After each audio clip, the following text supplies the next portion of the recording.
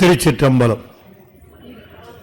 ஆடும் பரிவேல் அணி சேவல் என பாடும் பணியே பணியாய் அருள்வாய். தேடும் கயமா முகனை செருவில் சாடும் தனி யானை சகோதரன்.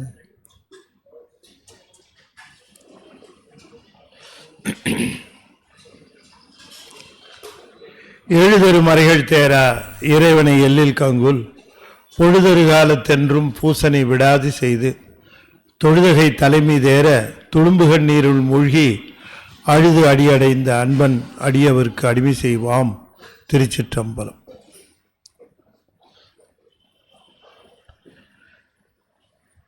தொல்லை இரும்பிறவி சூழும் தலை நீக்கி அல்லலறுத்து ஆனந்தமாக்கியதே எல்லை மறுவா நெறியளிக்கும் வாதவூரியம் கோன் திருவாசகம் என்னும் தேன். திருச்சிற்றம்பலம். தென்னாடுடைய சிவனே போற்றி, என் நாட்டவர்க்கும் இறைவா போற்றி, ஏகம்பத்துரை எந்தாய் போற்றி, பாகம் பெண்ணுரு ஆனாய் போற்றி, பராய்த்துறை மேவிய பரனே போற்றி, சிராப்பள்ளி மேவிய சிவனே போற்றி, அண்ணாமலைய மன்னா போற்றி, கண்ணாரமுத கடலே போற்றி, காவாய் கனகத்திரளே போற்றி, கைலை மலையானே போற்றி போற்றி, வெற்றிவேல் முருகனுக்கு அரோகரா. திருச்சிற்றம்பலம்.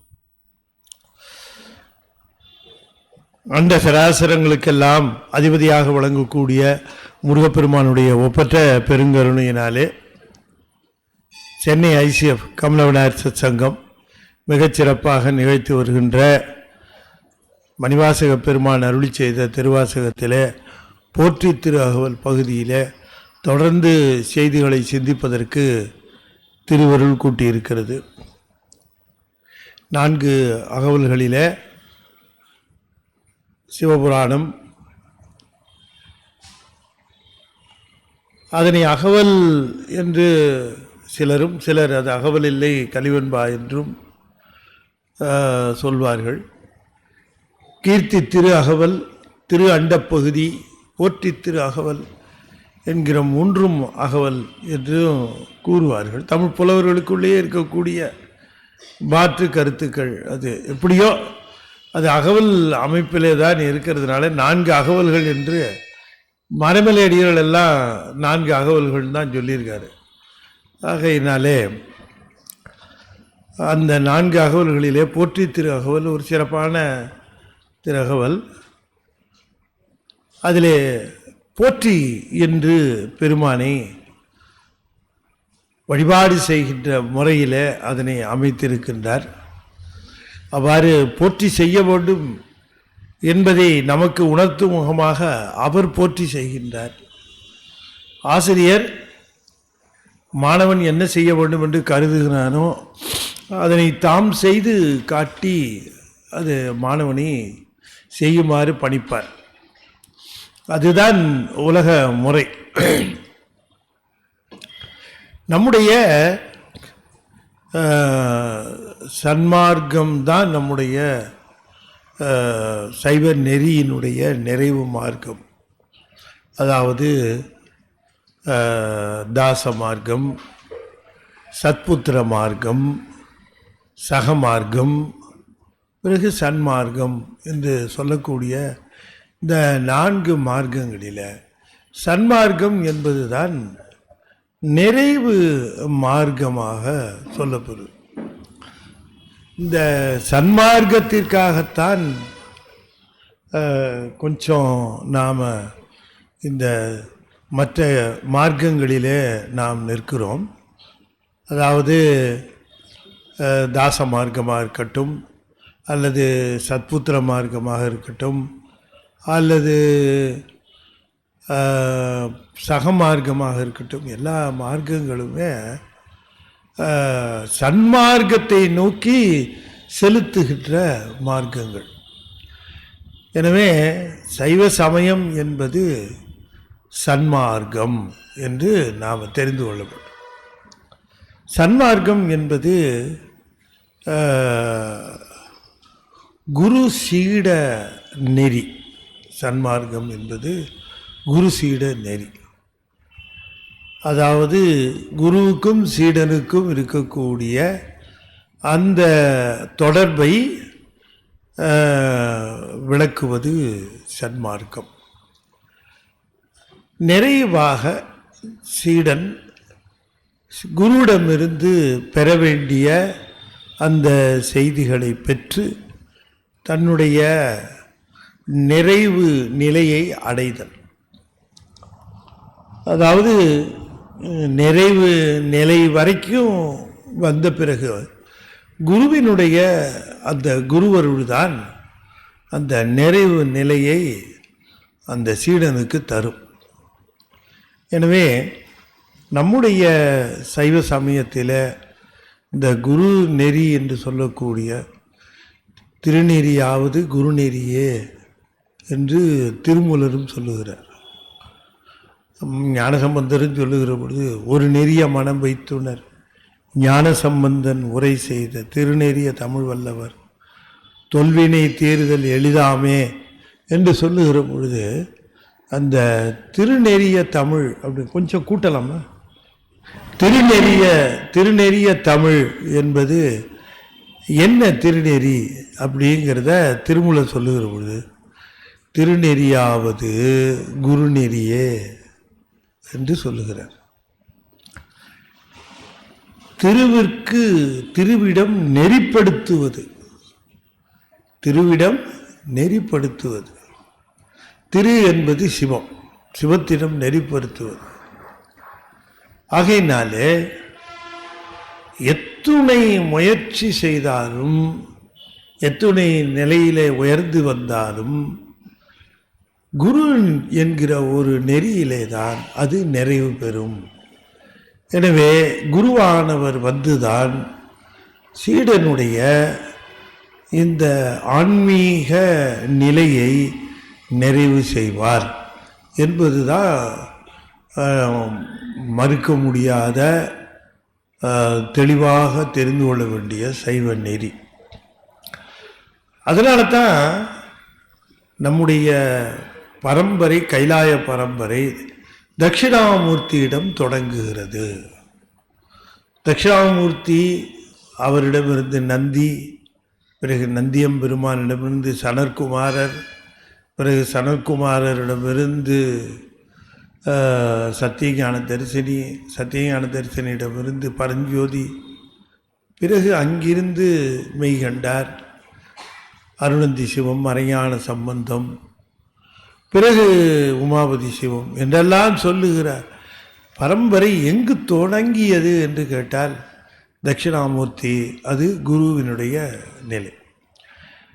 எனவே நடராசராக ஐந்தொழில் செய்வதே ஒரு குருவை பெறுவதற்குத்தான். ஆன்மாவை அருளல் என்பது படைத்தல், காத்தல், ஒடுக்குதல், மறைத்தல் எல்லாம் நமக்கு புரியும். அருளல்னா என்னன்னு கேட்டால், அருளல் என்பது தக்க குருவை கூட்டுதல். அதுதான் அருளல்ங்கிறது. அருளல் என்பது ஒரு ஆன்மாவிற்கு தக்க குருவை கூட்டுதல் என்பதுதான் அந்த அருளல் தொழில் என்று நாம் புரிந்து கொள்ள வேண்டும். அப்போ குருவானவர் வந்து அருள் நெறியில நெறிப்படுத்தி அந்த அருள் நெறியில நிற்கிற ஆன்மாவிற்கு பக்குவத்தினுடைய உண்மைத்தன்மையை வரவழைத்து அது ஆனந்தம் பெறுமாறு செய்வார். ஆகையினால நமக்கு இந்த சைவ சன்மார்க்க நெறி, சைவ சித்தாந்த நெறி, இந்த நெறியில் நமக்கு தெளிவாக சொல்லப்பட்டிருப்பது குரு நெறி. அந்த குரு ஒருவருக்கு வர வேண்டும் என்றால், ஒருவருக்கு குரு வாய்த்து அந்த குருவினாலே உபதேசம் பெற்று அந்த உபதேசத்தினாலே வினைகள் நீங்க பெற்று அந்த குருவினாலே திருவுருள் வாய்க்க பெற்று ஆனந்தம் பெறுவது என்பது எத்துணை அரிதானது என்பதற்குத்தான் யானை முதல் எறும்பீராகன்னு தொடங்கினார். யானை முதல் எறும்பீராக மிகச்சிறிய பிறவியும் வந்துடும், மிகப்பெரிய பிறவியும் வந்துடும். யானையாக இருந்தாலும் எறும்பாக இருந்தாலும் குருவை பெற வேண்டும் என்கிற எண்ணம் இருக்காது இல்லையா? கழுதைக்கு இருக்குமா ஒரு குருவை பெறணும்னு? இருக்காது. அப்படி குருவை பெற வேண்டும் என்கிற எண்ணம் விலங்குகள் பறவைகளுக்கு இருக்காது, நியாயம். ஆனால் மனிதர்களுக்கு அவர்களுக்கு இருக்கல இல்லை. எத்தனை பேருக்கு குருவை பெற வேண்டும் என்று எண்ணம் இருக்கும்? இந்த மானுட பிறவியே ஒரு குருவை பெறுவதற்குத்தான் சொல்கிறாரு மணிவாசகர். மானுட பிறவியே எதற்கு அப்படின்னு கேட்டால், யானை முதல் எறும்பீராக மாதா உதரத்து பல்யோனி பிழைத்தும் பல்வேறு விதமான பிறவிகளிலே தப்பி பிழைத்து மானுட பிறவி வந்து சேர்ந்து, அதில் மானுட பிறப்பு வந்துருச்சுன்னா எடுத்தவொடனே மானுட பிறப்பு வந்துள்ள முதல் மாதத்துலேருந்து 2ஆம் மாதத்துலேருந்து 3ஆம் மாதத்தில் ஒவ்வொரு மாதமும் இது தப்பிக்கணும். இந்த மானுட கரு தப்பிக்கணும். தப்பிச்சு நிலத்தில் வந்து விழுந்ததுக்கு பிறகும் அது தப்பிச்சிருச்சான்னா இல்லை, அப்பயும் அதுக்கு எத்தனையோ விதமான இடர்பாடுகள். அது இந்த உலக மயக்கத்தில் சுற்றி திரிந்து உலகமே பெரிதென்று கருதி உலகத்திலே பெற வேண்டிய பொருள்களே நிறைய இருக்கின்றன என்று கருதி இதை தாண்டி ஒரு பொருள் இருக்கு பெறுவதற்கு என்று தெரியாமல் அது இந்த உலக மயக்கத்திலேயே தெரிந்து கொண்டு வாழ்க்கை முடிந்து போவதும் உண்டு, மானுட பிறப்பு முடிஞ்சு போகிறதும் உண்டு. அப்படியே இல்லாமல் இந்த மானுட பிறப்பு இருக்கும் பொழுதே தெய்வம் உண்டென்பதோர் சித்தம் உண்டாக, கடவுள்னு ஒருத்தர் இருக்கிறாருன்னு நினப்பு வர்றதே கஷ்டம். இன்னும் தெரியாமல் எத்தனை சுற்றிக்கிட்டு இருக்கு இல்லையா? இன்னும் கண்கூட பார்க்குறோம், நாம் கண்கூட பார்க்குறோம், அது இல்லை அப்படின்னு தான் சொல்லிக்கிட்டு இருக்கு. எப்படி வந்தேன் போவேன் அப்படின்னு சொல்லுது. எப்படி வந்தேன் எப்படி போவேன் அப்படின்னுட்டு. எதுக்கு வந்து கல்லூரிக்கு அப்படின்னு கேட்டால் ஒரு மாணவன், வந்தேன் எங்கள் அப்பா பிடிச்சி தள்ளி விட்டா வந்தேன், வாத்தியார் பிடிச்சி தள்ளி விட்டா வெளில போவேன் அப்படின்னு நான் மாணவனாவன் சொல்லுங்கள். கல்லூரியில் என்னப்பா எதுக்குப்பா வந்த? என்னவோ பிடிச்சி எங்கள் அப்பா தள்ளி விட்டாருங்க, வீசை கட்டிட்டு. அவர் தள்ளி விட்டா வந்துடுவியா? மாதம் மாதம் டிப்ஸு கொடுக்குறாரு, பணம் கை செலவுக்கு வந்துடுற. அப்போ இந்த இந்த நினைப்போட ஒரு மாணவன் இருப்பானே, ஆனால் எதற்காக வந்தோம், எதனை பெறுவதற்கு வந்தோம், எதனை பெற வேண்டும் என்கிற நோக்கம் இல்லைன்னா குறிக்கோள் இல்லாது கெட்டே என்னாரு அப்பர் சுவாமி. அப்போ குறிக்கோள் என்ன மானுட பிறப்புக்கு அப்படின்னா, கடவுளை வழிபடுதல், கடவுளை வணங்குதல், கடவுளுக்கு வழிபாடு செய்தல் இல்லை. குறிக்கோள் மானுட வாழ்க்கைக்கு என்னன்னா சிவமே குருவாக பெறுதல். அதுதான் சிவமே குருவாக பெறுதல் என்று சொல்லுகிற பொழுது நமக்கு குருவாக வருகிறவர் சிவமாகத்தான் இருக்கிறார். சிவம் அதிட்டித்து அந்த குருவானவர் நமக்கு வந்திருக்கிறார் என்கிற அந்த உணர்வு. எனவே எப்படியாவது ஒரு குருவை பெற்றுவிட வேண்டும். இந்த குருவை பெறுவதுதான் மானுட வாழ்க்கையினுடைய நோக்கமாக இருக்கிறது. அப்படி என்று நம்முடைய மணிவாசகர் சொல்லுகிறார். யானை முதல் எறும்பீராகனு தொடங்கி தெய்வம் உண்டென்பது ஒரு சித்தமுண்டாக என்று சொல்லி, பிறகு அப்படி ஒரு பொருள் எங்களுடைய பொருள்தான் என்று பலரும் ஏமாற்ற முயற்சி செய்கிற பொழுது அவர்களுடைய ஏமாற்றத்திலே தப்பித்து பல்வேறு சமய உணர்வுகளை தூண்டுகின்ற இடங்களிலிருந்து சமய உணர்வுகளுக்கு தப்பித்து, அந்த சமயங்கள் எல்லாம் தத்தம் சமயங்களே அலைந்து திரிந்து உண்மை என்று சொன்ன பொழுது, அரற்றி மலைந்த பொழுது மலைப்பு இல்லாமல் அதிலே தப்பித்து, எல்லாத்தை விட ரொம்ப தப்பிக்க வேண்டியது ரொம்ப கஷ்டம். உலோகாயுதம் ரெண்டு மிண்டிய மாயாவாதம்,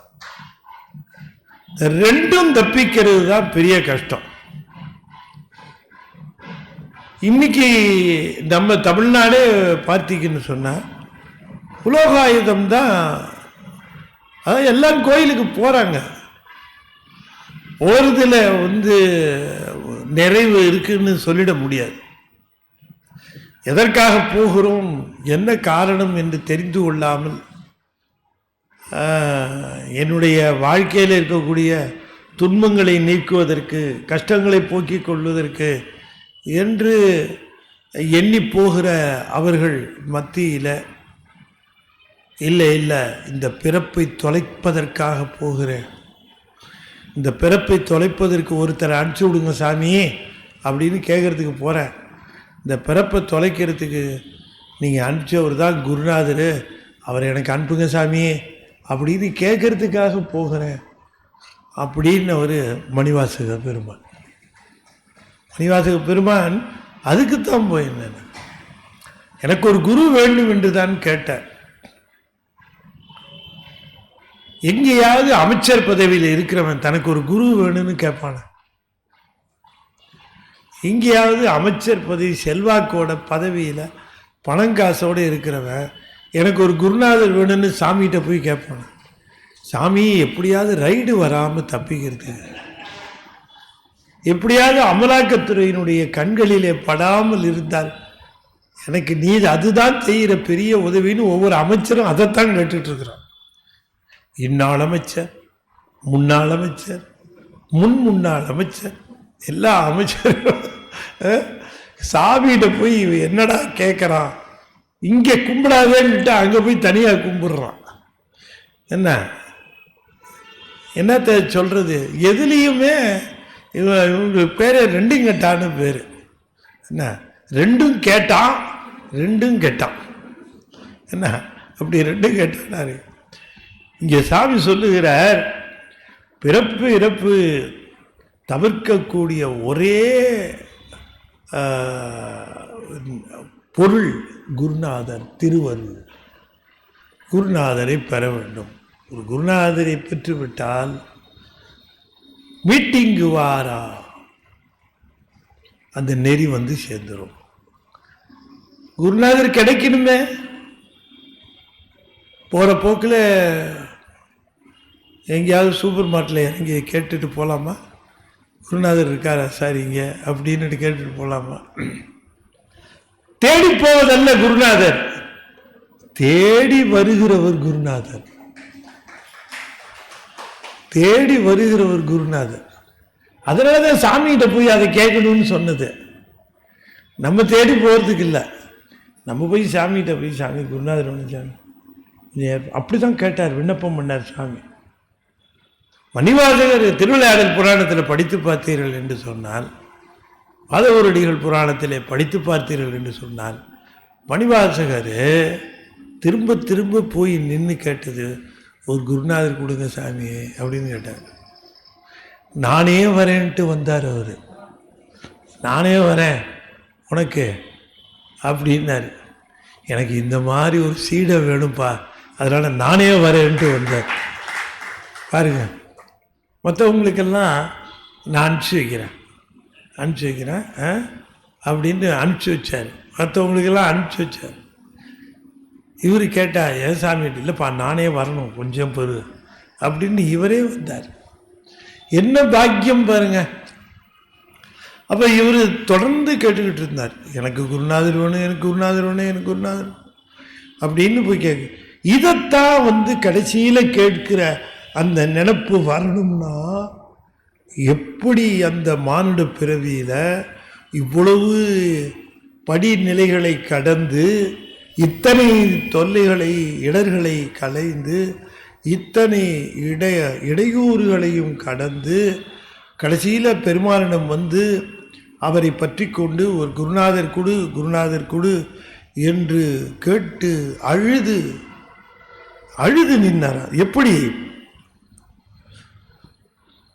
தழலது கண்ட மெழுகது போல தொழுது உளம் உருகி அழுது உடல் கம்பித்து ஆடியும் அலறியும் பாடியும் பரவியும் கொடிரும் பேதையும் கொண்டது விடாது எனும் படியே ஆயி நல் இடையரா அன்பின் பசுமரத்தாணி அறைந்தால் போல கசிவது பெருகி கடலென மருகி அகம் குழைந்து அனுகூலமாய் மெய் விதிர்த்து சகம் பேய் என்று தம்மை சிரிப்ப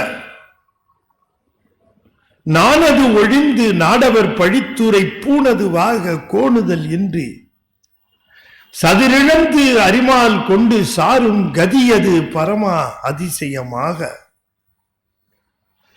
கற்றா மனம் என கதறியும் பதறியும் மற்றோர் தெய்வம் கனவிலும் நினையாது நின்ற பொழுது குருநாதர் வருவார். எப்படி நிக்கணும்னு சொல்றாரு பாருங்க. குருநாதர் வந்துருவாரா? சொல்றாரு. மணிவாசகர் சொல்றது போலவே தாய்மானவர் சொல்றார். உடல் குழைய என்பலாம் நெக்குருக உடல் குழைய என்பலாம் நெக்குருக விழி நீர்கள் ஊற்றன வெதும்பி ஊற்ற உடல் குழைய என்பலாம் நெக்குருக விழி நீர்கள் ஊற்றன வெதும்பி ஊற்ற ஊசி காந்தத்தினை கண்டு அணுகல் போலவே ஓர் உறவும் உண்ணி உண்ணி. இந்த இரும்பு காந்தத்தை எதிர்பார்த்துக்கிட்டே இருக்குமா, எப்போ காந்தம் வரும் ஓடலான்ட்டு. ஓர் உறவும் உண்ணி உண்ணினர். ஊசி காந்தத்தை எதிர்பார்த்துக்கிட்டே இருந்து நின்றுகிட்டே தான் இருந்துச்சு. காந்தம் அதனுடைய விசினிட்டியில வந்த உடனே என்ன பண்ணிச்சு? ஓடி போய் விட்டுச்சு. ஓடி போய் விட்டுது. அது போலங்கிறார். உடல் குடைக்க என்பலாம் நெக்குருக விழி நீர்கள் ஊற்றன வெதும்பி ஊற்ற ஊசி காந்தத்தினை கண்டணுகள் போலவே ஓர் உறவும் உண்ணி உண்ணி படபட என நெஞ்சம் பதைத்து உள்நடுக்குற பாடி ஆடி குதித்து பனி மதி முகத்திலே நிலவனைய புன்னகை பரப்பி ஆர்த்து ஆர்த்து எழுந்து. இதெல்லாம் குருநாதர் வரணுங்கிறதுக்காக எதிர்பார்த்து வெளிப்படுகின்ற மெய்ப்பாடுகள். மெய்ப்பாடுகளை சொல்றார். எப்படி இந்த மெய்ப்பாடுகள் இருக்கும் என்று. படபட என நெஞ்சம் பதைத்து உள்நடுக்குற பாடி ஆடி குதித்து பனிமதி முகத்திலே நிலவனைய புன்னகை பரப்பி ஆர்த்து ஆர்த்து எழுந்து மடலவிழு மலரணைய கைவிரித்து கூப்பி மடலவிழு மலரணைய கைவிரித்து கூப்பி வானே. சாமியை கூப்பிடணுமா? வானே வானில் இன்ப மழையே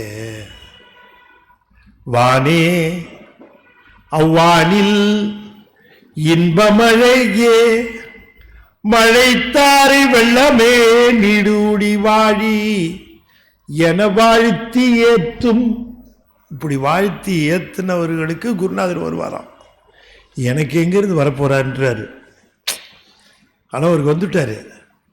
அவர் சொல்கிறார், குருநாதர் வரத்துக்கு சாமிக்கு முன்னால் போய் நின்று உடல் குழைய என்பலாம் நெக்குருக வெடிநீர்கள் ஊற்றன வெதும்பி ஊற்ற ஊசி காந்தத்தினை கண்டு அணுகல் போலவே ஓர் உறவும் உண்ணி உண்ணி படபட என நெஞ்சம் பதைத்து உள் நடுக்கூற பாடி ஆடி குதித்து படிமதி முகத்திலே நிலவணைய புன்னகை பரப்பி ஆர்த்து ஆர்த்து எழுந்து மடலவிழி மலரணைய கைவிரித்து கூப்பி வானே அவ்வானில் இன்ப மழையே மழைத்தாரை வெள்ளமே நீடூழி வாழி என வாழ்த்தி ஏத்தும் கடல் மடை திறந்தனைய அன்பர் அன்புக்கு எளியை கல் நெஞ்சனுக்கு எளியையோ.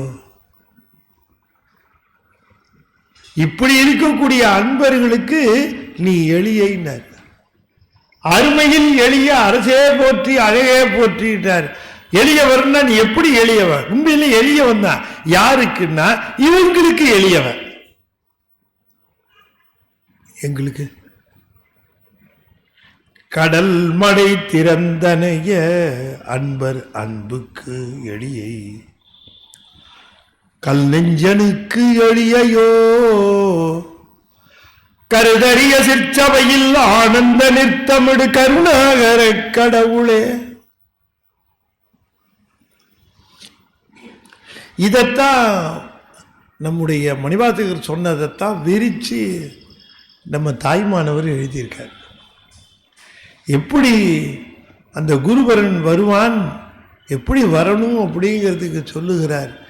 மூர்த்தி தலம் தீர்த்தம் முறையாய் தொடங்கினோர்க்கு ஒரு வார்த்தை சொல்ல சத்குரு வாய்க்குமே பராபரமே. அப்படி சதுரிழந்து அரிமால் கொண்டு சாரும் கதி அது பரம அதிசயமாக குருநாதர் வந்தது பரம அதிசயமாக நிகழுமா. கற்றாமணம் என கதறியும் பதறியும், அதாவது கன்றுக்குட்டியை நினைந்து கதறுகிற பசு போலன்றாரு. தாயை நினைத்து கதறுகிற கன்றுக்குட்டி போலன்னு சொல்லல, சொல்லுவது கற்றாயன. அது கன்றுக்குட்டிக்காக கதறுகிற தாய்ப்பசு போல இந்த குருநாதருக்காக கதறணும். மற்றோர் தெய்வம் கனவிலும் நினையாது இருந்தபோது அருபரத்து ஒருவன் அவனியில் வந்து குருவரனாகி அருளிய பெருமையை.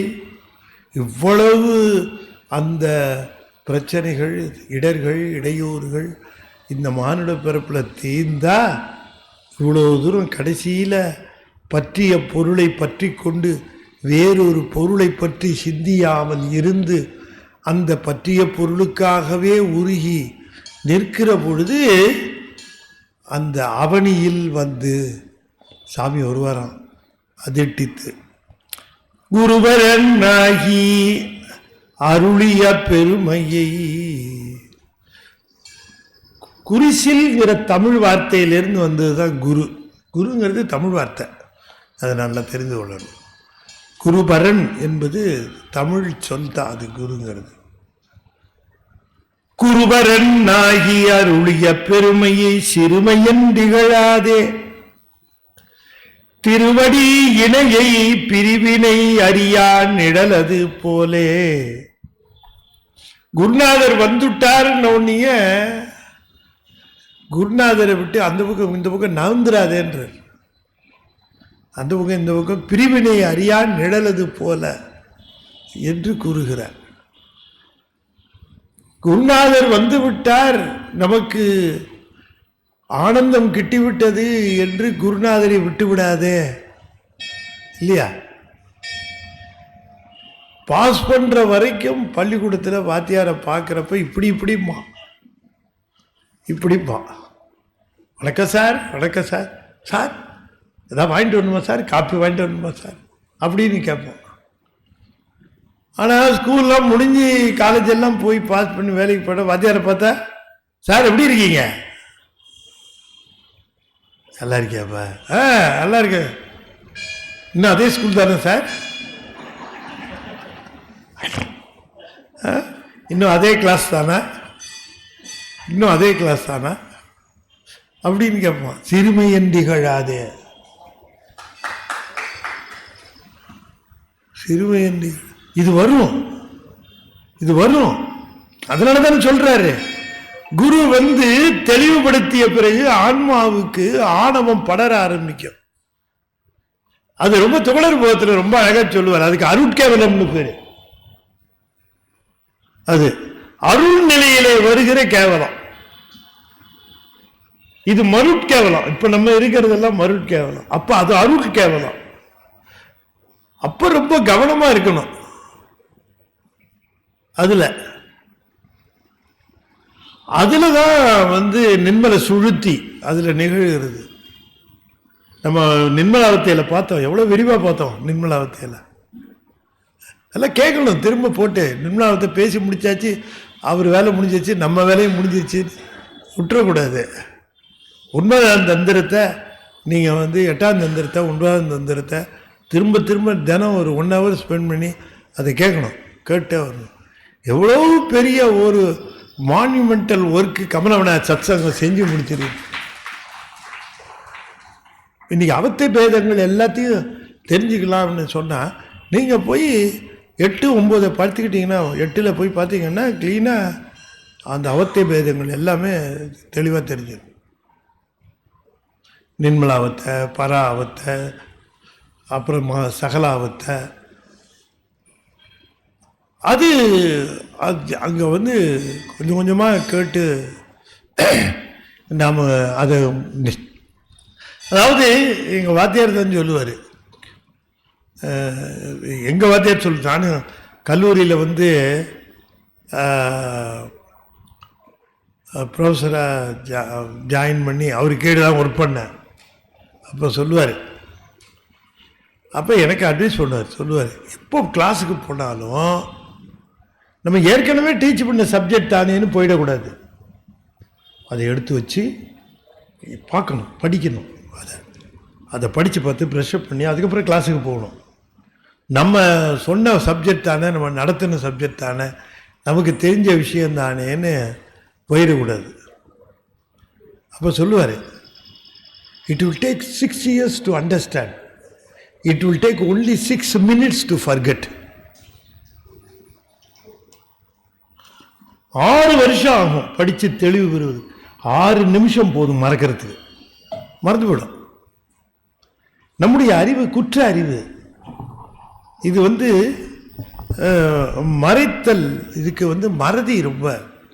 அதனால தான் கடைசியில் சொல்லுவது அயரா அன்பின் அரண்கடல் செல்லுங்க. இது மறைக்கிறதுல ரொம்ப எக்ஸ்பர்ட்டுங்கிறது நம்ம வாழ்க்கையிலேயே நம்ம அடிக்கடி பார்க்கணும். இவ்வளோ உதவி செய்கிற கடவுளையே மறக்குதே இது எதை மறக்காது சொல்லுங்க? தாய் எப்படி வந்தோம், தாயை மறக்குது, தந்தையை மறக்குது, உதவி செய்தவர்களை மறக்குது. என்னத்தை செஞ்சிட்டாங்க அப்படின்னு கேட்குது. மறதி அப்படி ரொம்ப, அந்த மறதி இருக்கே அது ரொம்ப டேஞ்சரஸ். ரொம்ப நினைவு வச்சுக்கிறதுக்கு தான் சிரமப்படணும், மறக்கிறதுக்கு சிரமப்படணுமா என்ன? அது அவசரம், சிரமப்படவே வேண்டாம். கெடுக்கிறதுக்கெல்லாம் ஒன்றும் வேண்டாம், அப்படியே விட்டாலே கெட்டு போயிடும் இல்லையா? களையை போய் வளர்க்கணுமா என்ன? விட்டு என்ன கவனிக்காம விட்டா தானாக வளரும் களை. பயிர் தான் கவனித்து வளர்க்கணும், அதுபோல் பக்தி தான் கவனித்து வளர்க்கணும். பக்தியை கவனிச்சு வளர்க்கணும். அப்பப்போ ஆணவங்கிற கலை வந்துகிட்டே இருக்கும். ஆணவங்கிற கலை இருக்க, அந்த பக்தியை சாப்பிட்ற, பக்திக்கு கொடுக்குற அத்தனை சத்துக்களையும் ஆணவங்கிற கலை சாப்பிட்ரும். அது நல்ல புஷ்டியா இருக்கும் பயிரை விட. ஆகையினால அது எவ்வளவு அழகா சொல்றார் பாருங்க.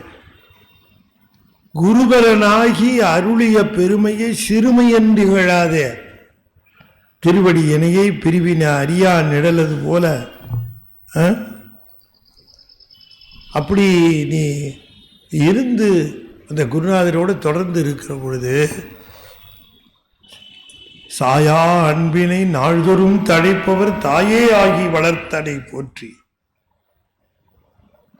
அந்த அன்பு எப்படி இருக்கணும் நமக்கு? சாயா அன்பு, கெடாத அன்பு, குறையாத அன்பு, சீரு கெடாத அன்பு. அந்த அன்பு, அந்த சாயா அன்பினை நாள்தோறும் தழைப்பவர். அந்த மாதிரி ஒவ்வொரு நாளும் அந்த அன்பை வளர்த்து கொண்டே இருக்கிறவர்கள், குருவை சிவம் என்று வளர்த்து கொண்டே இருக்கிறவர்களை தாய் போல இருந்து சிவம் கவனித்து கொள்ளும்.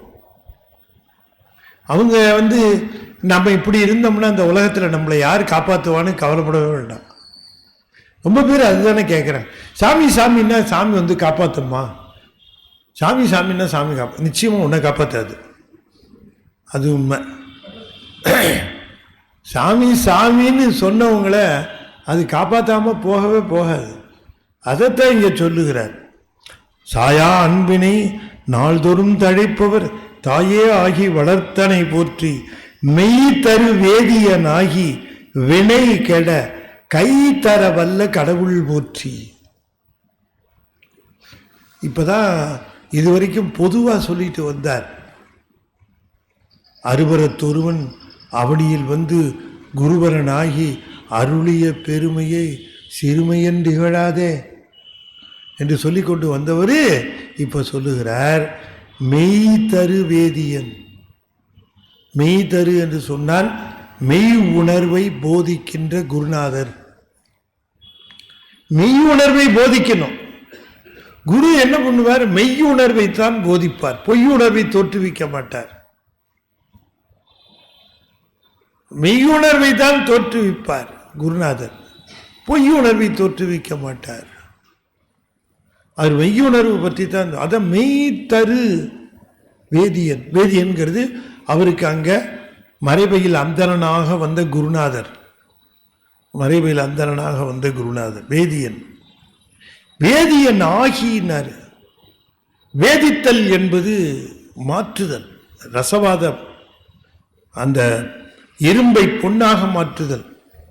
வேதியனாகி வினை கெட, அந்த வினைகளை நீங்குமாறு, வினைகள் நீங்குவதற்குத்தானே வருகிறார். சஞ்சித வினைகளும் ஆகாமிய வினைகளும் பிராரத்தம் ஒரு கூடவே இருக்கிற பொழுது கழிஞ்சிடும். சஞ்சிதம் ஆகாமியம் இரண்டையும் குருநாதர் கூட இருந்தே கழித்து விடுவார். அப்படியே வினை கெட அப்படின்னாரு. கை தர வல்ல, கை கொடுப்பாராம், கை தர வல்ல. அந்த கைதறுதல் என்பது எவ்வப்பொழுதெல்லாம் சீடனுக்கு வழுவுதல் நிகழுமோ அப்பொழுதெல்லாம் வழுவாதிருக்க அப்படின்னார் இல்லையா? அப்ப கை தருவாராம். கை தர வல்ல. சாமி இழுக்குதே, சாமி இழுக்கிறாங்களே, நான் என்ன பண்ணுவேன் சாமி? பிடிச்சி கையை பிடிச்சிக்க, கையை பிடிச்சிக்க, கை தர வல்ல அப்படின்னார். இப்போ குருநாதர் எதுக்கு அப்படின்னு சொன்னால், அப்படி குருநாதரை பெற்ற பிறகு குருநாதருடைய பராமரிப்பில், குருநாதருடைய போற்றுதலிலே இருக்கிற காரணத்தினாலே வினை கெட கை தர வல்ல, அவர் அந்த உபகாரத்தை, உதவியை செய்யக்கூடியவராக விளங்குவார் குருநாதர். கடவுள் போற்றினார். கைதர வல்ல குருநாதா போற்றி இல்ல, கடவுள் போற்றினார். அவர் தான் கடவுள். அந்த கைதர வல்ல கடவுள் குருநாதராக எமக்கு கைதர வல்ல. இந்த உலகத்திலே இந்த மானுட பிறவி எஞ்சிய நாட்களும் வீணாகி விடாமல் இந்த பிறப்பே பயனுள்ள பிறப்பாக ஆவதற்கு அருள் செய்த பெருமானே என்று குறிப்பிடுகின்றார். சாயா அன்பினை நாள்தோறும் தழைப்பவர் தாயே ஆகி வளர்த்தனை போற்றி மெய் தரு வேதியன் ஆகி. இதுவரைக்கும் பொதுவாக சொன்னவர் இப்ப தனக்கு நடந்து சொல்லு. மெய் தரு வேதியனாகி வினை கெட, என்னுடைய வினைகள் எல்லாம் கெட்டு போகுமாறு. ஆனால் பிராரத்தம் இருந்தது. ராஜா பிடிச்சி சிறையில் அடைச்சான். கை தரவல்ல குதிரை வீரனாக வந்தார், வேலையாளாக வந்தார், எத்தனையோ விதமாக தன்னுடைய சீடன் தப்பி போய்விடாதபடிக்கு அருளிப்பாட்டை செய்து கை தரவல்ல கடவுள் போற்றி ஆடக மதுரை அரசே போற்றி. மதுரைக்கு அரசராக விளங்கியவர் இல்லையா. தடாதகை பிராட்டியாரை திருமணம் செய்து கொண்டதுனால அவர் இப்போவும் அம்மாவும் ஐயாவும் தான் ஷேர் பண்ணிக்கிறாங்க ஆட்சியை, மதுரை ஆட்சியை. ஆமாம், அம்மா 8 மாதம், ஐயா 4 மாதமும் என்னவோ ஆட்சி செய்கிறார். சாவி மாறும். இங்கேருந்து மீனாட்சி அம்மன் சன்னதியிலேருந்து சொக்கநாதர் சன்னதிக்கு மாறும். சாமி வாங்கிக்குவார் ஆட்சி. அதனால் அவர் அரசாட்சி, பாண்டிய மன்னன் அவர். ஆடக மதுரை பொன்னால் வேயப்பட்ட, ஆடகம்னா பொன்னால் வேயப்பட்ட மதில்களை உடைய மதுரைக்கு அரசனாக விளங்கியவரே. கூடல் இலங்கு குருமணி போற்றி. கூடல் என்று சொல்லுவது நான்மாட கூடல் என்று மதுரையைத்தான் குறிக்கின்றார்.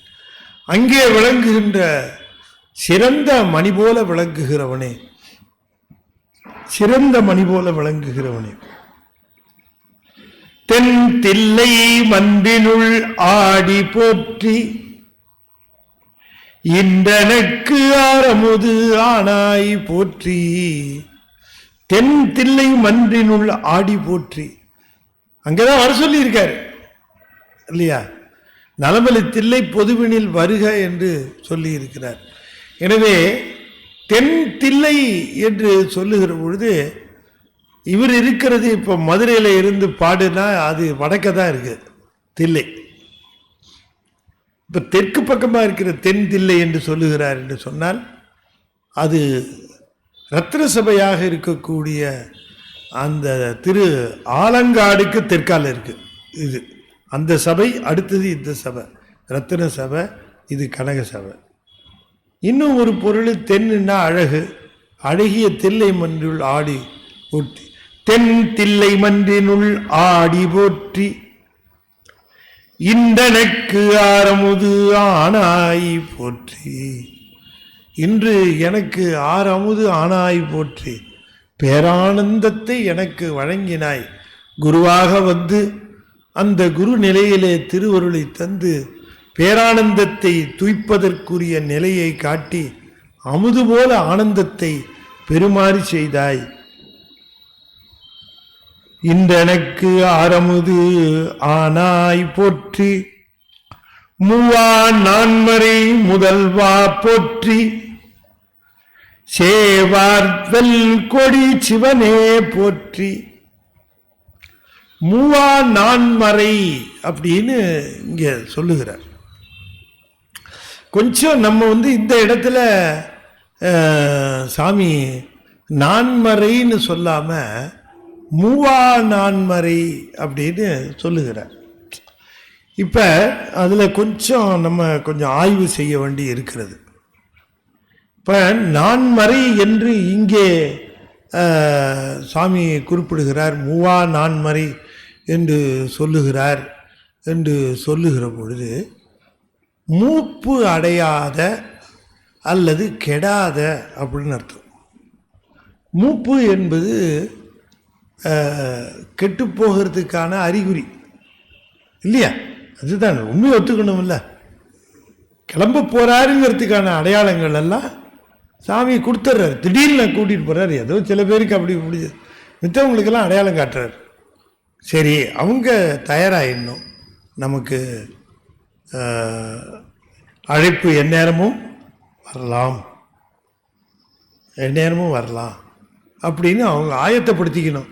என்னென்னலாம் செய்யலாம், எது எப்படி செய்யலாம் அப்படின்ட்டு இன்கம் டேக்ஸ் ஃபைல் ரிட்டர்ன் பண்ணிடலாமா, நம்ம ஆடிட்டர்கிட்ட கேட்டு அப்படின்ட்டு ஃபைல் இதெல்லாம் யோசனை பண்ணிட்டு சொத்தெல்லாம் சரியாக எழுதி கொடுத்துடலாமா, பசங்க அடிச்சிக்காதபடிக்கு மாற்றி கொடுத்துடலாமா, எதை எங்கெங்கே வச்சுருக்குறோன்னு சொல்லிடலாமா, நம்பிக்கையாக மனைவிட்ட சொல்லலாமா, இல்லை வேறு மச்சிருங்கிட்ட சொல்லலாமா. தம்பிக்கிட்ட சொல்ல முடியாது, மச்சிருங்கிட்ட சொல்லலாம். அப்படி இல்லை, இப்படி தானே உலகம் யோசனை பண்ண ஆரம்பிச்சிடும். அதுலேயே மூப்பு கெடுதலுக்கு அடையாளம். இப்போ மூவா நான்மறைன்னு சொல்லுகிறார். இந்த நான்மறைன்னு எதை குறிப்பிடுகிறார் அப்படின்னு நம்ம பார்க்கணும். இது ஒரு ஆய்வுக்கு உரிய இடம் இந்த இடம். இப்போ வெறும் நான்மறைன்னு போட்டிருந்தாருன்னா வெறுமனை அப்படியே போயிருக்கலாம். மூவா நான்மறை அப்படின்னு சொல்லுகிற பொழுது உலக மொழிகளில் அன்று தொட்டு இன்று வரைக்கும் கெட்டுப்போகாமல் இருக்கக்கூடிய ஒரே ஒரு மொழி இருக்குமானால் அது தமிழ் மட்டும்தான்.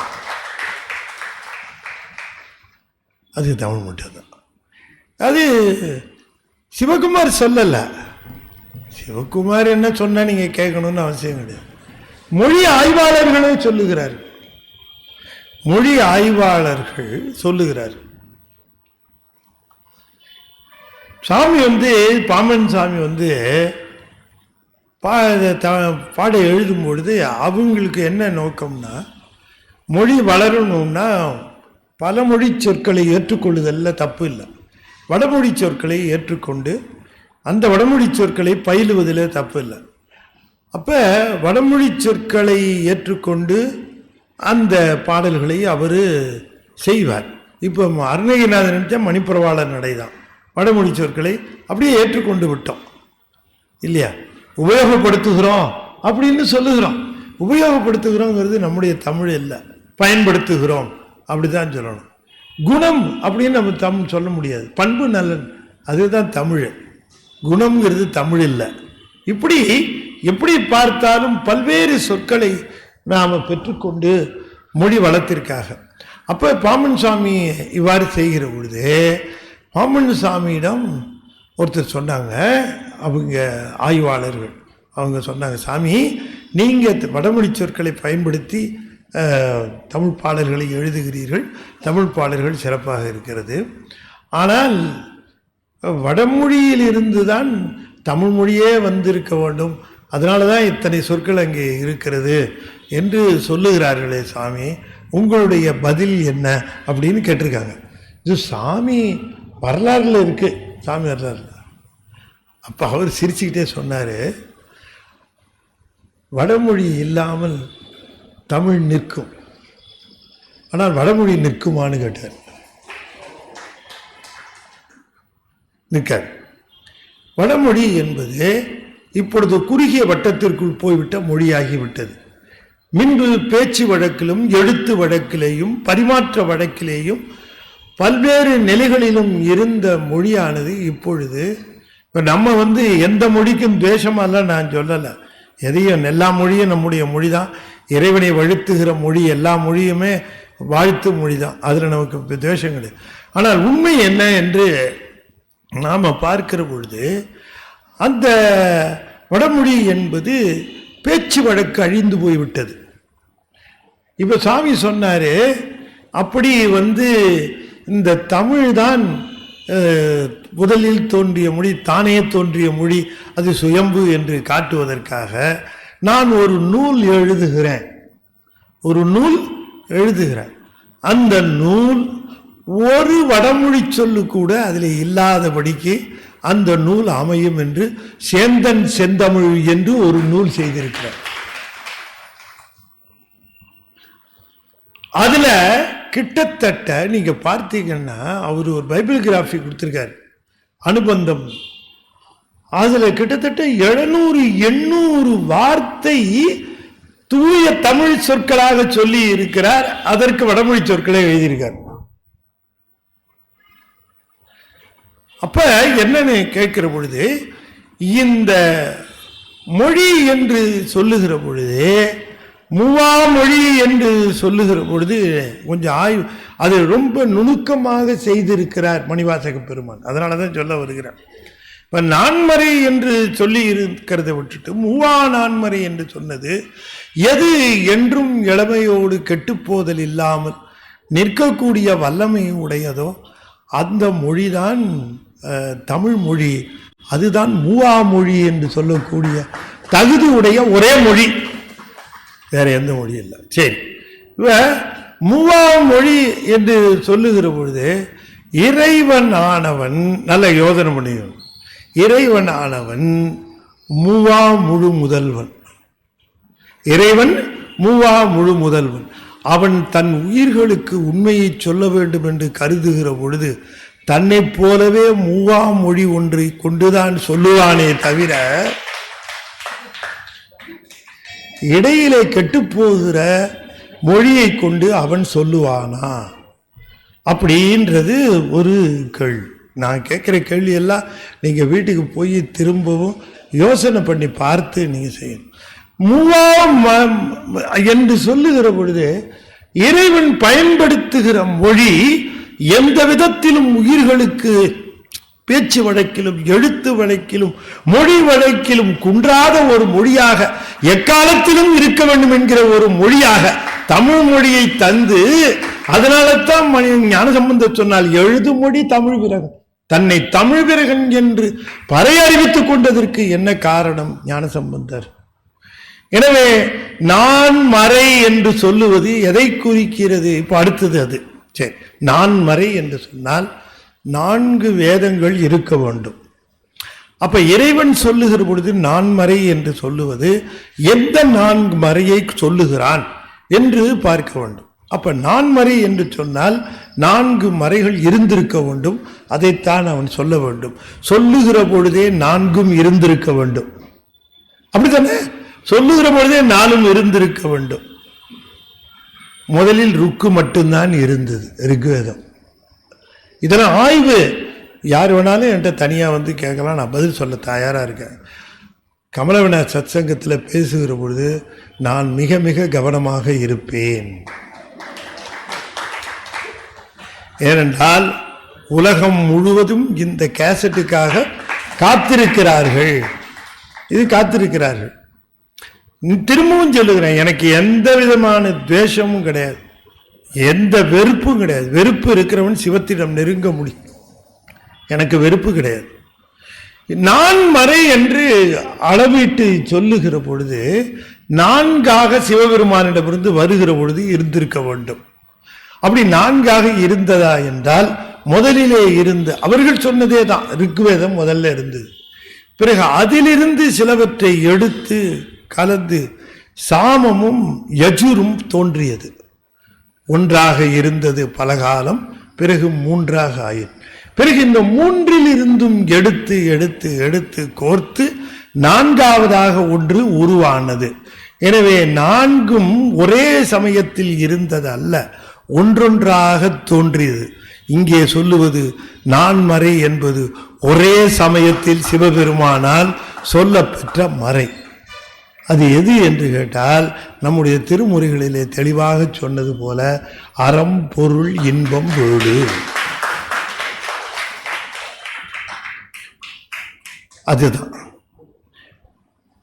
அருந்தவருக்கு ஆலின் கீழ் அறம் முதலா 4 இருந்தவருக்கு அருளுமதி எனக்கரியை அம்பேடி. திருச்சாடல். அருந்தவருக்கு ஆலின் கீழ் அறம் முதலா 4 அறம் முதலா 4 அறம் முதலா 4 எது? அறம் பொருள் இன்பம். பாடுறது யாரு? இங்க ஒண்ணு பாடிட்டு அங்க ஒண்ணு பாடுவாரா? இங்க ஒண்ணு பாடிட்டு அங்க ஒண்ணு பாடுவாரா? நான் மறை அப்படின்னு இங்க விளக்கம் சொல்லுகிறார். அருந்தவருக்கு அறம் முதல் 4 அறம் பொருள் இன்பம் போடு. அறம் முதல் 4 அருளி செய்திலனேல் திருந்தவருக்கு உலகு இயற்கை தெரியா காண்சாழேலோ. எவ்வளவு அற்புதமா சொல்லி, உலகத்தவர்களுக்கு தெரிய வேண்டும் என்பதற்காக அவனே அந்த அறத்தை, பொருளை, இன்பத்தை, வீட்டை அவனே சொன்னான் அப்படின்னு சொல்ற. இன்னும் ஒரு விஷயம் சொல்ற, அது திருஞான சம்பந்தர் கூட தனியா பாடியிருக்காரு.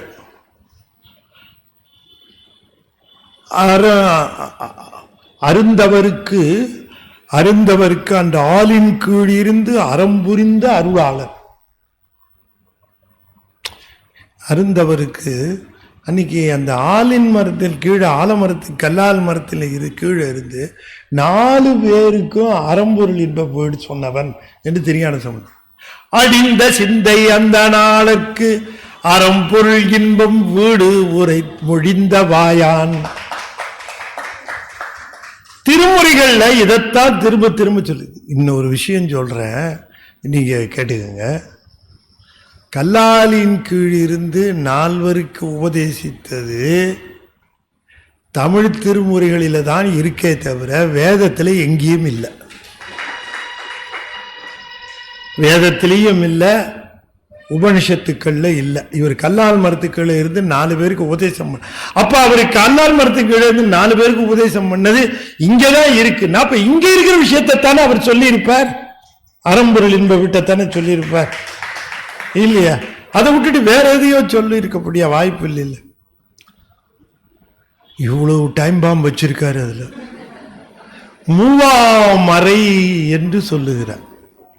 அப்ப இந்த அறம்பொருள் இன்பம் வீடு அங்கே சொல்லி, அங்கே அந்த நந்தியம்பெருமான் அவங்க 4 பேருக்கும் திரும்பவும் சொல்லி சனற்குமாரர் வழியாக இங்கே பெருமான் அதிர்ஷ்டித்து நின்று இந்த அறம்பொருள் இன்பம் வீட்டை தமிழிலே அறம்பொருள் இன்பம் வீடாக 4 நூல்களாக செய்தான் என்பதுதான் மறை என்று சொல்லப்பெறுகின்ற தமிழ் மறைகளை இறைவன் தந்தான் என்பதைத்தான் குறிக்கிறதே தவிர நாம அதுல மயங்கி நிற்க வேண்டிய அவசியம் இல்லை.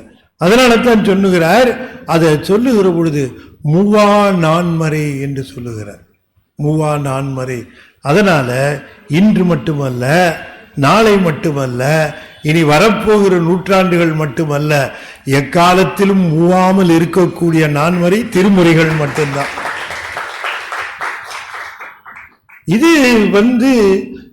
ரொம்ப அற்புதமாக அன்று கல்லாலின் கீழ் நான்மறைகள் சொன்னவர் தான் எனக்கு இங்கே குருந்த மரத்தடியிலே சிவஞான போதமாக சிவநெறியை சொன்னவர் என்று குறிப்பிடுகின்றார். சுவாமிக்கு அங்க சிவஞான போதத்தை சாரத்தை, அதுதான் குருநெறி. சிவஞான போதம் என்பது 8வது நூற்பாவிலே சொன்னது போல அயரா அன்பில் அந்நிய மின்மையின் அரண்கடல் செல்லுமே, அயரா அன்பில் அரண்கடல் செல்லுமே என்று சொன்ன அந்த செய்திகளைத்தான் அங்கே குறிப்பிடுகின்றார். மூவா நான்மறை முதல்வா போற்றி. இதோட விடுற இன்னும் அதுக்கு இருக்கு நிறைய. இதனுடைய விளக்கங்கள் இன்னும் சுவாமி எப்படி அதிர்ஷ்டித்து நின்று அவர் சொன்னார்.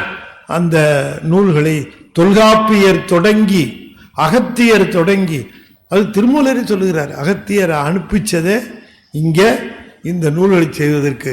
அப்ப அகத்தியர் சொல்லுகிறார், சுவாமி எனக்கு அங்க போனா தென் தமிழ் அந்த மொழியில தானே எல்லாம் செய்யணும், எனக்கு உட்காரு அப்படின்னு சொல்லி சிவபெருமானே அகத்தியருக்கு தமிழ் பாடம் எடுத்தார். திருமூலர் சொல்லுகிறார், எனக்கு அங்கே மலைச்சாரலில் அவங்களுக்கெல்லாம் மொழி கிடையாது. நல்ல கவனமா கேட்கணும். அவர்கள் நிலையில மொழி கிடையாது. அப்ப அவர் திருமூலர் இங்க தெற்க வராருன்னு தெரிஞ்சதுக்கிட்டு அவருக்கு கூப்பிட்டு மொழி கற்றுக் கொடுக்கிறார். தமிழ் எனக்கு எதுக்கு மொழி கற்றுக் கொடுக்குறாங்கன்னு தெரியல, இருந்தாலும் கற்றுக்கிட்டேன்.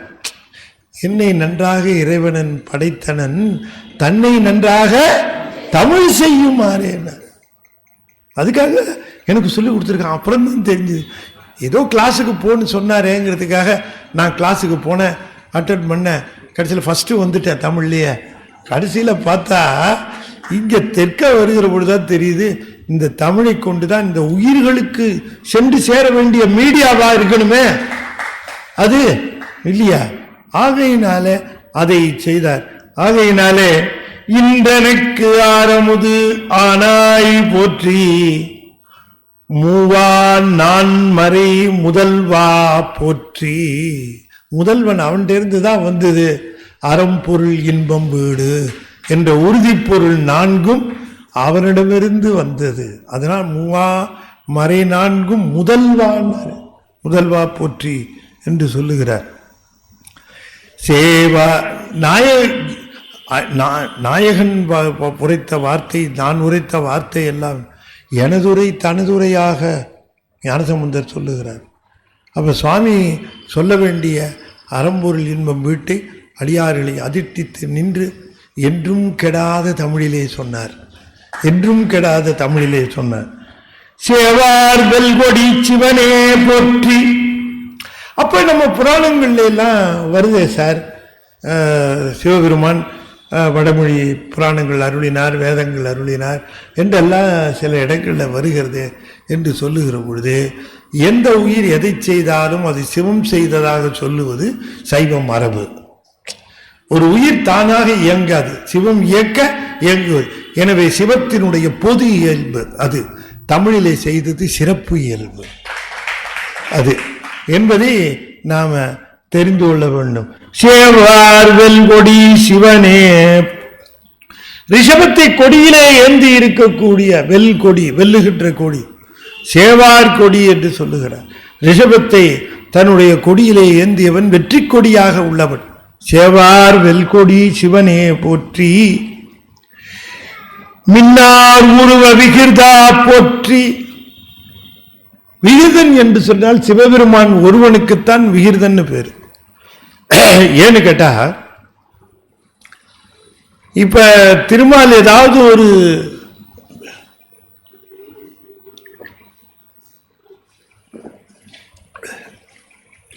ஒரு வடிவம் எடுக்கணும்னு சொன்னா பெரிய ப்ரொசீஜர்.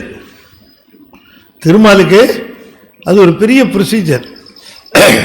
அவர் என்ன பண்ணணும், அவர் போய் தாயின் வயிற்றில் கரு இருந்து 10 மாதம் இருந்து, இப்போ ராமராக இருக்கும்போது 12 மாதம் இருந்தாருமா. ஏன்னா அப்பா கிட்ட 2 மாதம் இல்லாததுனால ராமர் மட்டும் 12 மாதம் கர்ப்பம் அவர் வந்தாருன்பாங்க. அப்படி அவர் வரணும், கிருஷ்ணனா அப்படிதான் வரணும். ஒவ்வொரு அவதாரத்துக்கும் எடுக்கிற பொழுது நிறைய ப்ரொசீஜர். நம்மால் அப்படி இல்லை. ஏதாவது எடுக்கணும்னு நினைச்சாருன்னு வச்சுக்கோங்க, நம்ம சுந்தரரை பார்க்கணும்னு நினைச்சாரா உடனே ஒரு வேதையராக வந்து சீத்தவட மடத்தில் வந்து படுத்துருவார். எப்படியா வந்தார்? விச்சதின்றிய விளைவு செய்குவாய். எதுவுமே இல்லாம அந்த தோட்டத்தில் பங்கிலில நம்மால் பசிச்சுக்கிட்டே வராரு அப்பர் சாமி. உடனே கையில எடுத்துக்கிட்டு வந்துட்டார்ல, சாப்பாடு கூட தூக்கிட்டு வந்துட்டாரு. திருக்குறுகால் ஊர்ல சுந்தரமூர்த்தி சுவாமிகள் எத்தனை இடத்துக்கு வந்திருக்காரு. இவரு அவருக்கு பசிக்குதுன்னு சொன்ன உடனே ஒரு தோற்றம் எடுக்கணும்னா இவர் ப்ரொசீஜர்லாம் ஃபாலோ பண்ணிட்டு இருந்தா அவர் பசி என்ன வருது சொல்லுங்க நீங்க. நம்ம இல்லையா, ஆஃபீஸில் வேலை செய்யறது வேற, வீட்டில் இருக்குது. அம்மா எனக்கு பசிக்குது அப்படி, சரி ஒரு இண்டன் ஒன்று கொடுங்க, எனக்கு என்ன வேணும், ரொம்ப பசிக்குதா, கொஞ்சமாக பசிக்குதா, இட்லி வேணுமா, தோசை வேணுமா, இதெல்லாம் எழுதி கொடுங்க, நான் ஸ்டோர் கீப்பர்கிட்ட அனுப்பிச்சு என்ன ஸ்டாக்கில் இருக்குன்னு பார்த்துட்டு வாங்கி கொடுக்குறேன் நான் சொல்ல முடியும் இல்லைங்களா? ப்ரொசீஜர் இருக்குங்களா? அப்படி தானே. ஒரு கணவன் அப்படி தான் கணவன் மனைவி சாப்பிட்றது, பேசிக்கிறது இல்லை, உங்களுக்குள்ள ஒரு பிணக்கு. அப்போ அவன் உடனே எழுதி வச்சா, நான் என்னுடைய தாய் வீட்டுக்கு அவசரமாக போகிறேன், வருவதற்கு 3 மாதம் ஆகும் அப்படின்னு எழுதி அவர் சீட்டு எழுதி வச்சா. இவன் உடனே அவ டேபிள் மேலே ஒரு சீட்டு எழுதி வச்சான், மாற்று ஏற்பாடு செய்து விட்டு போகவும் அப்படி. ஆஃபீஸில் யாராவது லீவ் போட்டு போல சப்ஸ்டியூட் போட்டுவாங்க இல்லையா, என் வேலையை என் ஃபைலை வர வரைக்கும் இவங்க கவனிப்பார் சார் அப்படின்னுட்டு. அந்த மாதிரி மாற்று ஏற்பாடு ஆஃபீஸ் மாதிரியா நடக்கும் வீடு? சொல்லுங்க பார்க்கலாம், அது நடக்காது இல்லையா? சாமிக்கு எப்போ தோணுதோ அப்படி வந்துடுவார். அந்த மாதிரி தோற்றம் அவரால் தான் எடுக்க முடியும். அதனால சிவபெருமான் ஒருவனுக்கே உரிய பெயர் விகிர்தன், வேற யாருக்கும் விகிர்தன்னு போட முடியாது. மின்னார் உருவ விகிர்தா போற்றி. அது எப்படி எடுப்பார் அந்த விகிர்த உருவத்தை? மின்னல் போல எடுப்பாராம். அப்படி அப்படி ஒளிமிக்க நிலையில அந்த மின்னார் உருவம் அப்படி வந்தவொடனே இப்படி பார்த்தேன். கொஞ்ச நாளைக்கு முன்னாடி பார்த்தேன், இல்லை இப்போ இருக்க. அதுதான் கேட்குறாங்க, இந்த கொட்டகையும் கிடையாது, இங்கே யாரும் கிடையாது, ஒருத்தரும் கிடையாது, யாரோ ஒருத்தர் வாசலில் வர நிற்கிறார். நான் கொஞ்ச நாளைக்கு முன்னாடி இந்த பக்கம் பார்த்தேன், ஒன்றுமே தெரியல. இப்போ ஒருத்தர் நிற்கிறாருன்னா மின்னார் உருவ விகிர்தா போற்றி நிற்கிறார். அவர் அந்த உருவத்தோடு நிற்கிறார். மின்னார் உருவ விகிர்தா போற்றி, கல்லார் உரித்த கனியே போற்றி. கல்லுல நார் உரித்த கனின்னார். கல்லுல நார் உரிக்க முடியுமா? கல்லில் நார் உரிக்க, கல்லில் தூள் எடுக்கிறதே கஷ்டம். அது மாதிரி என்கிட்டே இருந்து பக்தியை விளைவிச்சிய நீ எவ்வளவு பெரிய ஆளுன்னாரு. உருகாத என் உள்ளத்தை கூட உருக வச்ச. இது கடுமையா இருக்கும், திட்டமா இருக்கும், கொஞ்சம் கூட உருகாது. எத்தனை எத்தனை விதமான கருணை செயல்களை அருளாளர்கள் எல்லாம் சொல்லி கொண்டு இருக்கிறார். கேட்குதா? கொஞ்சமாவது அழுகுதா? அவ்வளவு திடமா இருக்கிற. இதுல நீ கருணையை வரவழைச்சிய எப்பா வந்து கல்நார் உரித்த. சரி, கல்லேருந்து நார் உரிச்ச ரொம்ப வலிமையால இருக்கணும். இவர் கனியே போற்றினாரு. கனி போலத்தான் இருக்கிறான். அதனால இவன் ரொம்ப ரொம்ப கடுமையானவனா இருக்கிறானா? இல்ல, கருணையில் கனி போல விளங்குகிறான். அப்படி அந்த கனி போல விளங்கி என் உள்ளத்திலேயும் அன்பு விதையை விதைத்து அதை விளைவித்தாய். நீ உன்னுடைய சாமர்த்தியத்தை என்னன்னு சொல்லுது. இப்ப சிவம்னு சொன்னாலே உள்ளம் உருகுது. யாராவது திருநீர் இட்டு கொண்டு வந்தால் அவர்களை பார்த்த உடனேயே மனமானது குதூகலம் அடைகிறது. யாராவது ருத்ராட்சம் அணிந்திருந்தால் அவர்களை பார்க்கிற பொழுது தொழ வேண்டும் என்று தோன்றுகிறது. யாராவது தென்னாடுடைய சிவனேன்னு சொன்னா அப்படியே மெழுகு போல உருகிவிடலாம் போல இருக்கிறது. தென்னா எண்ணம் முன் தீசேர் மெழுகொப்பாய் என்று சொல்லுகிறார். காவாய் கனக குன்றே போற்றி, ஆவாய் எந்தன கருளாய் போற்றி. காவாய் கனக குன்றே போற்றி. கனக குன்றாக விளங்குகின்ற குன்று போல விளங்குகிறான். பொன்மலை போல விளங்குகிறார் சுவாமி. பொன்மலை போல விளங்குகிறார், கனக குன்று போல விளங்குகிறார். அப்படி கனக குன்று போல பொன்மலை போல விளங்குகிற பெருமானே, என்னை காப்பாற்றுவாயாக. உன் அருகிலேயே வைத்துக் கொள்ளு. என்னை தள்ளி விடாமல், நீக்கி விடாமல், விலக்கி விடாமல் காப்பாற்றுவாயா. ஆவா எந்தனக்கு அருளாய் போற்றி. ஆ என்று என் மேல இறக்கப்படுகிறார். எத்தனை எத்தனை ஜென்மம் எடுத்துட்டு வந்துட்டான், எத்தனை எத்தனை பிறப்பு எடுத்துட்டு வந்துட்டான்யா. ஐயோ பாவம், எத்தனையோ பிறப்புகள் எடுத்து கடைசியில் முண்டி அடித்து மோதி மனுஷனாக பிறந்து எப்படியோ எல்லா சாமிகிட்டே இருந்து தப்பிச்சு, ஒரு மாதிரியாக வடமாலையிலேருந்து தப்பிச்சு, எப்படியோ தப்பிச்சு வந்து சேர்ந்து இங்கே நின்று இருக்கிறான் நம்மக்கிட்ட. எப்படியோ வந்து சேர்ந்தாயா. இப்படி வந்து சேர்ந்தானே பாவம், ஆ என்று இறங்கி. இல்லை, அது பெரிய அட்ராக்ஷன் இல்லை, அதனால அதை சொன்னேன். இல்லை, ஏன்னா வெண்ணெய் சாத்தி வடமாலை சாத்துனதுக்கு அப்புறம் யாராவது அங்கேருந்து நகர முடியுமா என்ன? அப்படி அப்படி அது சும்மா உங்களுக்கு தெரிஞ்சுக்கிறதுக்காக அப்படி சொன்னேன். நான் யாரையும் புண்படுத்துறேன்னு சொல்லலை. அப்படி போக மாட்டாங்க. சைவ நெறியில், சிவன் நெறியில் இருக்கிறவர்கள் கொஞ்சம் கூட பிறழ்ந்து சிவனை விட்டு விலகி நிற்கவே மாட்டார்கள். அந்த பக்கம் இந்த பக்கம் போக மாட்டாங்க, தள்ளியும் போக மாட்டார்கள்.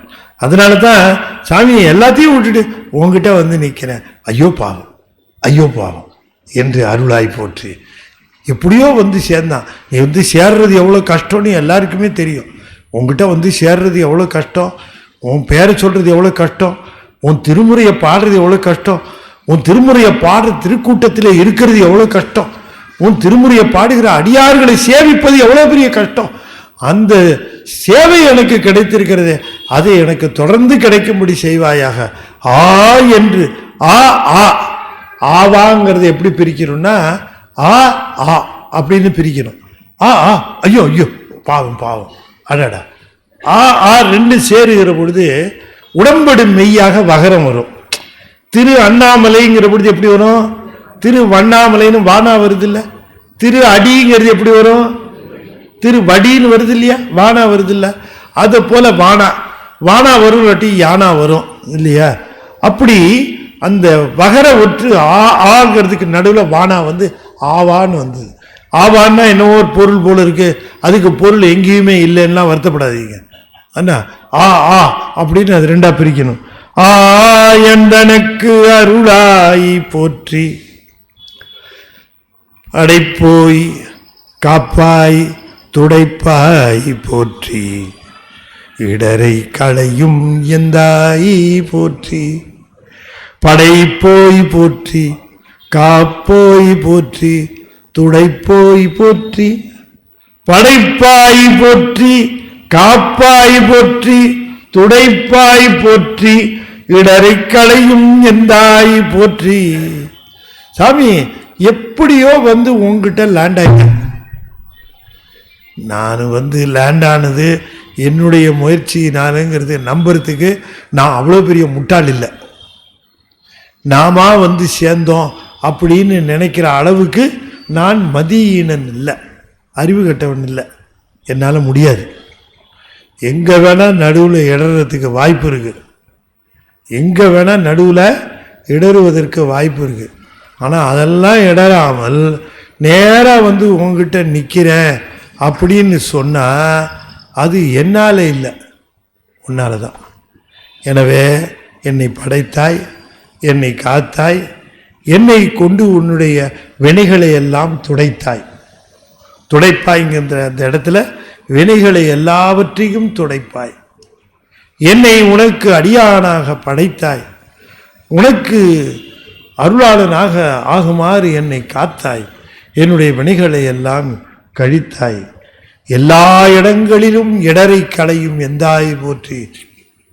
என்னுடைய இடர்களை எல்லாம் களைந்து நிற்கின்ற என் தந்தையே வணக்கம் வணக்கம். ஈச போற்றி, இறைவ போற்றி, தேசப்பளிங்கின் திரளே போற்றி,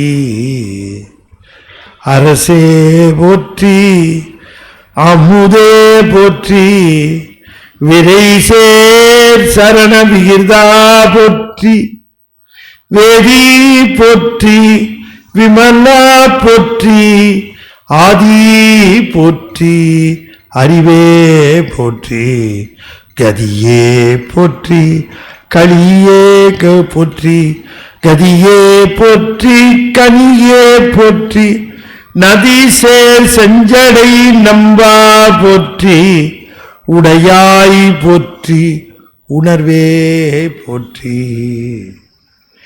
ஈசனே வணக்கம், எம் இறைவனே வணக்கம். எனக்கு இறைவன் நீ ஒருத்தந்தான், வேற யாரும் இறைவன் இல்லை. யார் உன்னுடைய கடவுள், யார் உன்னுடைய இறைவன்னா தெள்ளத் தெளிவாக சொல்லணும். என்னுடைய கடவுள் யார், உன்னுடைய கடவுள் யாருன்னு கேட்டால் தெள்ளத் தெளிவாக சொல்லணும். யாருங்க உங்க கடவுள் அப்படின்னு கேட்டால் சிவபெருமான். யார் உன் கடவுள், ஐமுகச்சிவன்.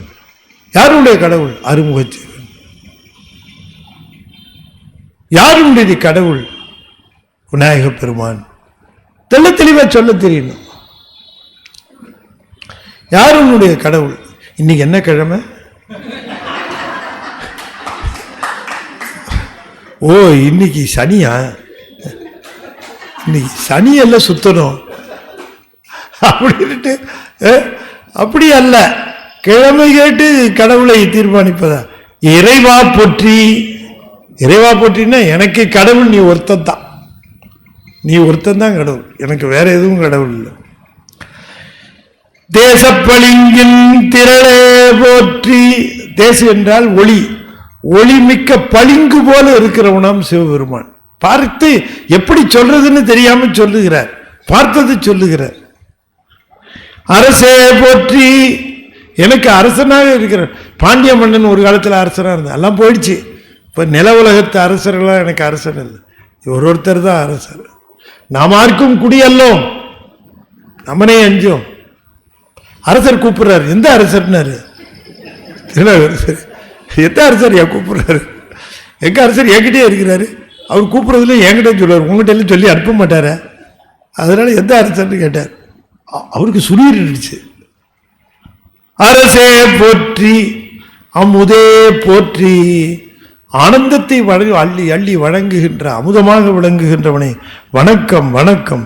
வேதி போற்றி, புலவனே போற்றி, விமலா போற்றி, மனமில்லாதவனே போற்றி, ஆதி போற்றி, எல்லாவற்றிற்கும் மூலமாக விளங்குகிறவனே வணக்கம்.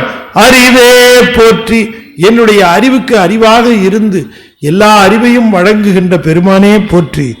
கதியே போற்றி, கனியே போற்றி. கதி என்று சொன்னால் நான் சென்று அடைகின்ற இடம். எனக்கு கதி சிவன்தான், அது நமக்கு நல்லா தெரியணும். எனக்கு கதி எது என்று கேட்டால் சிவம்தான் என்னுடைய கதி என்று தெரிய வேண்டும். கதியே போற்றி, கனியே போற்றி. நமச்சிவாய பழம் ஒன்று கண்டீர் இல்லையா, தின்று கண்டீர், அது தித்தித்தவாறேன்றாரு இல்லையா திருமூலர். அது கனியே கண்டீர், கனியே போற்றி நதீசேர் செஞ்சடை நம்பா போற்றி. சிவந்த சடையிலே கங்கை நதியை சூடிக்கொண்டு இருக்கக்கூடிய மிக உயர்ந்த அந்த தலைவனாக விளங்கக்கூடிய பெருமானே வணக்கம். உடையாய் போற்றி உணர்வே போற்றி. என்னை உடையவனாக விளங்குகிற பெருமானே போற்றி. என்னுடைய உணர்வாக விளங்குகின்றவனே, எனக்கு உணர்வு என்று இருந்தால் அந்த உணர்வாக விளங்குகின்ற பெருமானே போற்றி. உடையாய் போற்றி உணர்வே போற்றி கடையேன் அடிமை கண்டாய் போற்றி. கடையவனாக இருக்கக்கூடிய அடியேன் உனக்கு என்றும் அடிமைப்பட்டவன். அதனாலதான் குருவாக வந்தாலும் சீடனாக இருந்தாலும் சீடன் குருவுக்கு அடிமை. அப்படித்தான் அங்க இருக்க வேண்டும். குருவுக்கு சீடன் அடிமை. ஏனென்றால் சீடனுக்கென்று தனி இச்சை கிடையாது, சீடனுக்கென்று தனி கிரியை கிடையாது, சீடனுக்கென்று தனி ஞானம் கிடையாது. குருவின் இச்சை தான் சீடனின் இச்சை, குருவின் கிரியை தான் சீடனின் கிரியை, குருவின் ஞானம்தான் சீடன். அதனாலதான் அறிவே போற்றி என்று சொல்லுகிறார். உடையாய் போற்றி, என்னை உடையவனாக விளங்குகிறார் என் தலைவனே போற்றி. உணர்வே போற்றி, பேருணர்வாக மெய்யுணர்வாக விளங்குகின்ற பெருமானே வணக்கம். கடையேன் அடிமை கண்டாய் போற்றி. கடையவனாக இருக்கிற அடியேன் உனக்கு என்றென்றும் அடிமை போற்றி என்று சொல்லுகிறார் என்று சொல்லி இதுவரை நாம் இன்றைய தினம் சிந்தித்தாக இருக்க வேண்டும். மீண்டும் வருகிற வியாழக்கிழமை நாம் இங்கே சந்திக்கிறோம். வியாழக்கிழமையை சந்தித்து தொடர்ந்து இதில் பல பல செய்திகளை அற்புதமாக மணிவாசக பெருமான் சொல்லுகிறார். இந்த போற்றி சொல்லுகிற பொழுது நமக்கு மெய்யுணர்வு ஏற்பட வேண்டும், மெய்யுணர்விலே போற்றி சொல்ல வேண்டும். அதை நமக்காக சொல்லி இருக்கிற போற்றி என்று சொல்லி இந்த அளவிலே இதனை நிறைவு செய்யும் முகமாக நம்முடைய 5 எழுத்து 5 முறை ஓதுவேன். அதற்கு முன்பாக நம்முடைய கந்த சஷ்டி விழா இங்கே சிறப்பாக வருகிறது. 13ஆம் தேதியிலிருந்து 6 நாட்கள் நாம் இங்கே கந்தர் அனுபூதி சிந்திக்கிறோம். அது ஒரு பெரிய வேள்வியாக நிகழ்கிறது. உங்களுக்கும் மற்றவர்களுக்கும் எல்லாருக்கும் செய்தியாக தெரிவித்து எல்லோரும் வந்திருந்து கந்தர் அனுபூதி பெற்று கந்தர் அனுபூதி சொன்ன எந்த அருள் நாடி நிற்கும் நாள் என்னாலோ என்ற அந்த அருளை நாடி நிற்போம் வாருங்கள் என்று சொல்லி வருகிற வியாழக்கிழமை மீண்டும் நாம் திருவாசகத்தை சந்திப்போம் என்று சொல்லி அடியேன் குறிப்புரை வரைந்திருக்கக்கூடிய திருவாசக புத்தகம் அங்கே இருக்கிறது. அடியேன் எழுதிய சில நூல்கள் அங்கே இருக்கின்றன. ஞானத்திரள் பத்திரிகையில் நீங்கள் ஒவ்வொருத்தரும் அதை ஒரு கடமையாக கருதணும். நீங்கள் சப்ஸ்கிரைபராக இருந்து 2 பேரை சேர்த்து விட்டுருக்கேன் அப்படின்னு நீங்கள் சேர்த்து விடணும். அது ஒவ்வொருத்தருடைய கடமை. ஏன்னா திருமுறையை நீங்கள் அவர்களுக்கு அறிமுகப்படுத்துகிறீர்கள். அதை செய்ய வேண்டும் என்று கேட்டுக்கொண்டு அடியேன் பேசிய யூஎஸ்பி இருக்க வேணுங்கிற பெற்றுக்கொள்ளலாம் என்று சொல்லி இப்பொழுது 5 எழுத்து 5 முறை ஓதுவேன். அன்பர்கள் தொடர்ந்து ஓத வேண்டும் என்று திருவடி பணிந்து வேண்டிக் கொள்வேன். ஓ நமச்சிவாய, ஓ நமச்சிவாய, ஓ நமச்சிவாய, ஓ நமச்சிவாய, ஓ நமச்சிவாய. திருச்சிற்றம்பலம். தென்னாடுடைய சிவனையை போற்றி. வெற்றிவேல் முருகனுக்கு அரோகரா. திருச்சிற்றம்பலம்.